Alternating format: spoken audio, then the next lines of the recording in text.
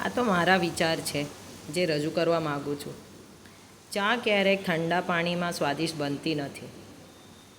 એને ઉકળતા પાણીનો તાપ સહન કરવો પડે છે, ત્યારે જ એમાં રંગ આવે છે, સુગંધ આવે છે અને એ સાચા અર્થમાં તો કડક બને છે.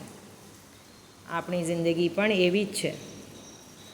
સંઘર્ષનો તાપ, મુશ્કેલીઓની આગ અને સમયની કસોટી, આ બધું સહન કર્યા જ પછી જ જીવનમાં રંગ આવે છે, અનુભવીનો મીઠાશ મળે છે, આત્મવિશ્વાસ કડક બને છે અને સફળતાનો રાસ્તો સ્પષ્ટ દેખાવા લાગે છે.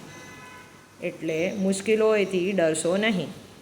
કદાચ એ જ તમને તમારા શ્રેષ્ઠ સ્વરૂપની સુધી પહોંચાડવાની મદદ કરે છે.